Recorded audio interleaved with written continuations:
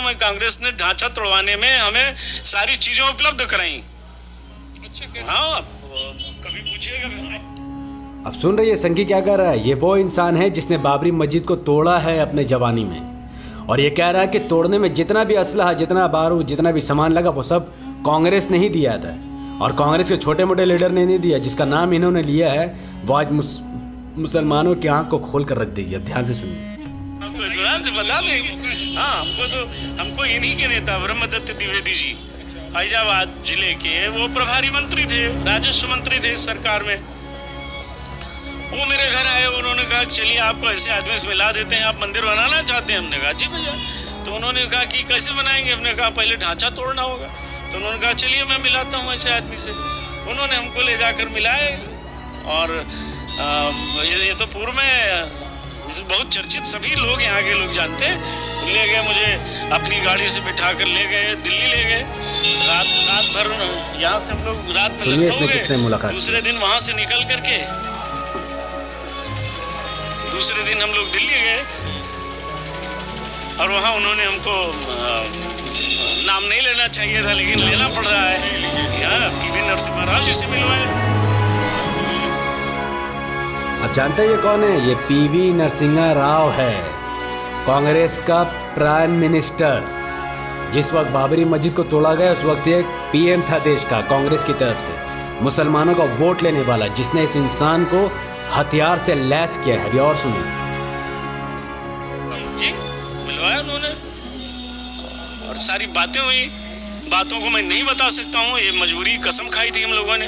नाम भी लेना मना था, लेकिन आपने खोद डाला है। थोड़ी सी बात भी हो जाए, और क्या, थोड़ी सी बात भी हो जाए, क्या दिक्कत है? उनसे मुलाकात हुई तो उन्होंने, थोड़ी सी बात हो जाएगा। उन्होंने हमसे, जो हमारा, मैं दुबला पतला आदमी था, बच्चा ही था उस समय, 23-24 साल उम्र थी, तो मुझे देख के उनको दया आ गई। केवल मूछें हैं और तो शरीर में कुछ है नहीं। लेकिन ब्रह्मदत्त जी ने बताया कि साहब ये बहुत डायनेमिक पर्सनालिटी है, ये अंदर से सावरकर है, बाहर से जैसा भी दिख रहा हो। तो उन्होंने कहा ठीक है, जिसको जो चाहिए उपलब्ध करा दीजिएगा।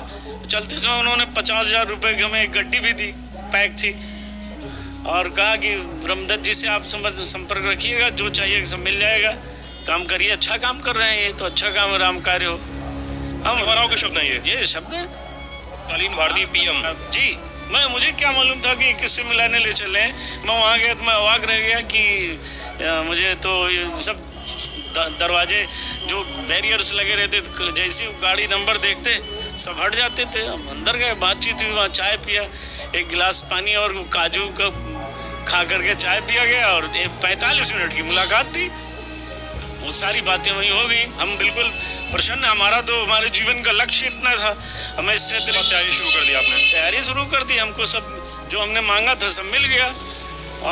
भले ही हम लोगों ने विश्वास, भले भी ये बात ये सब कुछ हो चुकी थी, लेकिन हमें, चूंकि ब्रह्मदत्त द्विवेदी भाजपा में थे, हमें भाजपा में विश्वास नहीं हो पा रहा था कि ये कब पलटी मार जाए। तो उन्होंने कहा था आप 2 बजे के बाद ये कार्यक्रम करिएगा, और हम लोगों ने 17 टीम बनाई, और 17 टीमों सबके मुखिया को समझा दिया गया था कोई जय श्री राम का नारा नहीं लगाएगा, सब हर हर महादेव का नारा जब लगना शुरू होगा तो सारे लोग टूट पड़ेंगे उधर। वही हुआ, सारे लोगों ने, और हम लोगों ने 10:15 बजे काम शुरू किया। शिवसेना अभी महाराष्ट्र में अघाड़ी परिषद में कांग्रेस के साथ है, आप शिवसैनिक रहे हैं। वो उनका विषय, हम राम मंदिर के लिए, हम कोई पॉलिटिशियन अपने, शिवसैनिक तो है ना आप? बिल्कुल हैं, अच्छा है, होना ही चाहिए, भाजपा से तो अच्छे है ना। अब मुझे नहीं लगता कि मुझे इस पर कोई क्लैरिटी देने की ज़रूरत है। तो इस बंदे ने साफ तौर पर कहा कि से असलाह, बारूद जो भी था, यहाँ तक कि 50,000 रुपये उस वक्त के नकद रुपए नरसिम्हा राव ने उसके हाथ में दिए। यानी पूरा बाबरी मस्जिद को तोड़ने का फंडिंग, पूरा बाबरी मस्जिद तोड़ने का ठेका किसी और ने नहीं बल्कि कांग्रेस ने लिया था। उस वक्त के पीएम नरसिम्हा राव आज इस दुनिया में नहीं है, और उस वक्त उत्तर प्रदेश के चीफ मिनिस्टर, मुख्यमंत्री कल्याण सिंह, बीजेपी की, देखिए यूपी में बीजेपी की सरकार थी और केंद्र में कांग्रेस की सरकार थी, और बीजेपी कांग्रेस ने मिलकर एक दूसरे के सहयोग से, एक दूसरे के प्रयोग से बाबरी मस्जिद को मुकम्मल तौर पर तोड़ दिया। और कांग्रेस ने उसी दिन मुसलमानों के मुंह पर तमाचा मारकर ये साबित कर दिया मुसलमान हमारे गुलाम हैं, मुसलमान हमारे पैर की जूती है, उन्हें हमें वोट देना ही पड़ेगा। अगर नहीं देंगे तो हम बाबरी मस्जिद तोड़ेंगे, देंगे तो भी तोड़ेंगे। अब मुझे नहीं लगता कि मुसलमानों को इससे ज़्यादा शर्म की कोई ज़रूरत महसूस होनी चाहिए या नहीं। खैर, जो हुआ ये पुरानी बात ही। आज बहुत सारे मुसलमान आज भी कांग्रेस हैं। मुझे लगता है इस वीडियो को देखने के बाद उनका ईमान कभी भी गवारा नहीं करेगा कि वो कांग्रेस को वोट दें। इसके अलावा जब राम मंदिर का वर्डिक्ट आया, फैसला आया सुप्रीम कोर्ट से, महज एक नेता था पूरे भारत में जिसने इसका विरोध किया, जिसका नाम है बैरिस्टर असदुद्दीन ओवैसी। उन्होंने कहा supreme court is supreme but not infallible.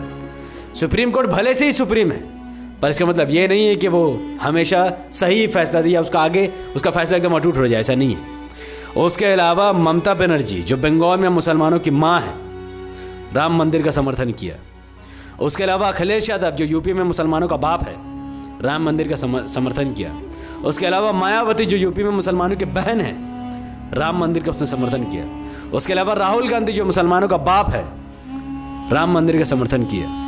उसके अलावा महाराष्ट्र में एनसीपी कांग्रेस के नेता शरद पवार जो कि मुसलमानों के चचा है, राम मंदिर का समर्थन किया। और हद तो ये हो गई कि पूरे महाराष्ट्र में उस शिवसेना के साथ कांग्रेस और एनसीपी ने सरकार बनाई जिसने हालिया दौर में 1992 में रात के वक्त बाबरी मस्जिद को तोड़ा था। वो शिवसेना जिसने अपने हाथों से बाबरी मस्जिद को तोड़ा है, उसके साथ सरकार बना ली और मुसलमानों को हर तरफ से उनके मुंह पर थूका है, तमाचा मारा है, उनका एहसास दिलाया कि तुम वो गटर के सुअर हो जिनके औकात कहीं भी नहीं होती, हर को उन्हें मारता है। और ये वर्ड मैं यूज़ करूंगा क्योंकि यही रियलिटी है आज भारत में, यही रियलिटी है। इतना कुछ देखने के बाद भी अगर मुसलमान ऐसी पार्टी को वोट देते जो राम मंदिर का समर्थन करते हैं तो मैं उनको और क्या कहूँ। खैर, अब आपको देखना है कि उत्तर प्रदेश विधानसभा इलेक्शन 2022 में आप उन पार्टी को वोट, उस एसपी को वोट दोगे, उस बीएसपी या उस कांग्रेस या उस बीजेपी का समर्थन करोगे जिसने बाबरी मस्जिद को तोड़ा है और उसका समर्थन किया है, या फिर उस शख्स को वोट दोगे जो अकेला मर्द मुजाहिद सुबह से रात तक ये बात को कहता रहा कि वो बाबरी मस्जिद थी, वो बाबरी मस्जिद है और वो बाबरी मस्जिद रहेगी। मैं मोहम्मद हफीज अंसारी AIMIM का साथ हूँ और ओवैसी साहब को अपना पॉलिटिकल इमाम समझता हूँ और आने वाले हर इलेक्शन में AIMIM को ही वोट दूंगा, ये मैं आज़म करता हूँ। और मैं उम्मीद करता हूँ कि भारत के लाखों करोड़ों मुसलमान भी इस बात को कबूल करेंगे और इस बात का आज़म करेंगे कि हाँ, वो भी आने वाले जितने भी इलेक्शन, जितने भी चुनाव अगर AIMIM का सिंबल हुआ तो वे में सिर्फ AIMIM को ही वोट देंगे। बाकी आपकी मर्जी, आपका इख्तियार, आपका अधिकार, अब जिसे चाहे वोट करें। अस्सलाम वालेकुम रहमतुल्लाहि व बरकातहू। अल्लाह की सलामती रहमत बरकत अब तमाम भाई और बहनों पर हो। मैं अल्लाह भी पीस अपॉन अस। और जाते जाते इस वीडियो को लाखों लोगों तक पहुंचाने के लिए इसको लाइक कीजिए, इसके लिंक को व्हाट्सअप, फेसबुक, इंस्टाग्राम पर शेयर कीजिए। अपनी बातों को कमेंट पर रखिए कि आप बाबरी मस्जिद के साथ है कि राम मंदिर के साथ है, आप AIMIM के साथ है या फिर उन दलालों के साथ है जिन्होंने बीजेपी के साथ मिलकर बाबरी मस्जिद को तोड़ दिया। और सहयोग प्रयोग वाला जवाब भी आप कमेंट पर ज़रूर दीजिए। आप कहाँ से इस वीडियो को देख रहे हैं और आप किसके साथ है, अपनी बात को ज़रूर कमेंट पर रखिए। हमारे यूट्यूब चैनल द पॉलिटिकल को सब्सक्राइब कीजिए, बेल आइकन को हिट कीजिए, मुझे अपनी दुआ में याद रखिए। अगर आप इस वीडियो को Facebook channel the political news पर देख रहे हैं तो अभी कभी इस वीडियो को 5 ग्रुप में शेयर कीजिए और हमारे पेज द पॉलिटिकल न्यूज़ को ज़रूर लाइक और फॉलो कीजिए। अस्सलाम वालेकुम व रहमतुल्लाहि व बरकातहू। अल्लाह की सलामती रहमत व बरकत तमाम भाई और बहनों।